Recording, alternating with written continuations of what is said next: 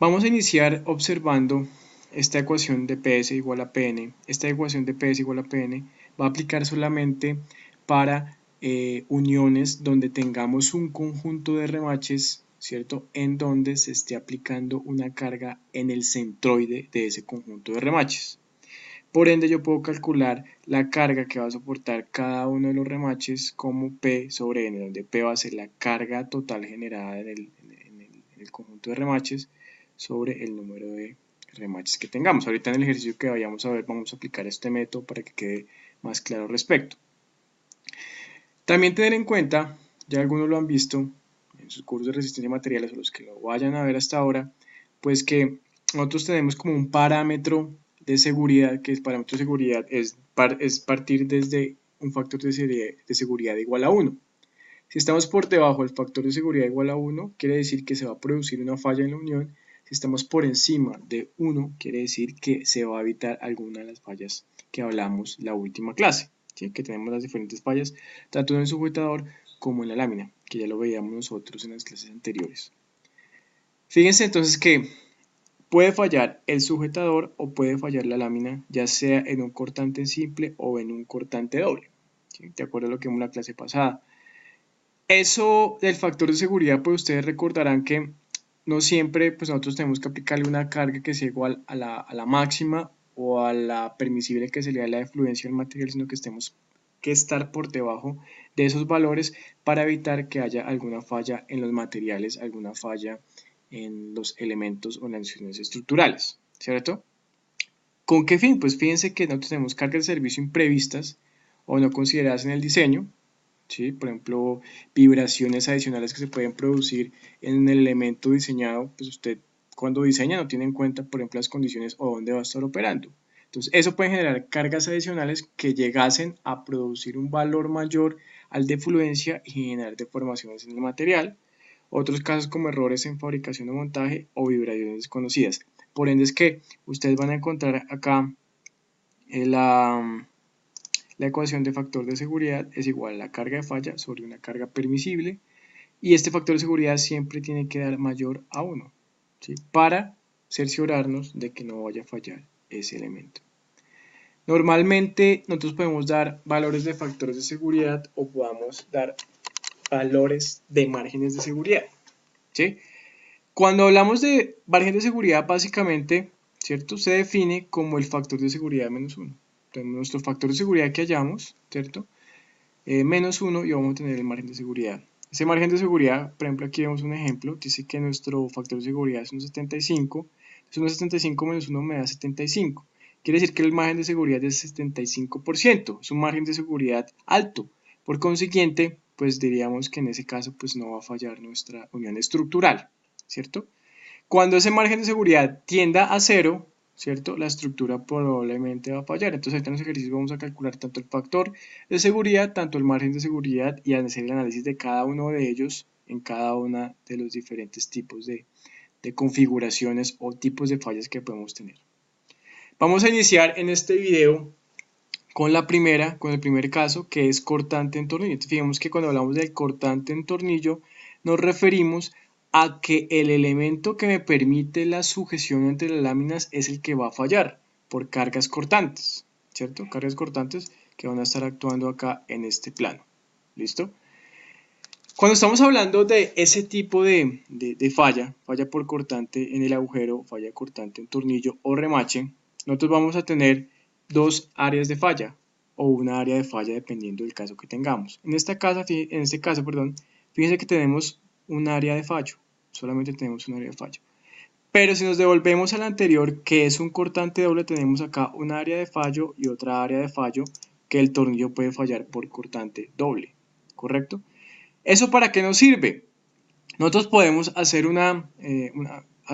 podemos asumir de una u otra manera que la zona de cortante pues tiene un área que es pi r cuadrado porque es una zona circular, ¿cierto? El área seccional transversal del tornillo es circular.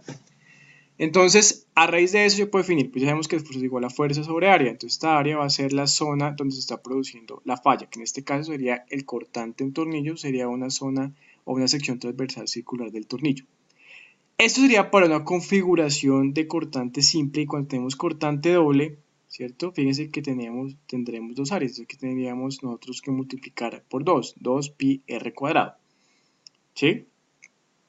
Entonces, fíjense que como les escribo acá, si la falla ocurre, el área de rotura es 2 veces mayor que en cortante simple, y lo vemos por el 2 que tenemos que adicionarle en este tipo de caso. Y ya la del cortante simple pues va a ser la mitad del cortante, va a ser la mitad del cortante doble, ¿sí? Miremos que para obtener la carga máxima que puede ser soportada, ¿cierto? Por el remache, por las cargas que le apliquemos a nuestras láminas, lo podemos realizar a través de esta fórmula que es la carga máxima es igual al esfuerzo último de corte del tornillo por el área de cortante por un factor de corrección. ¿Listo?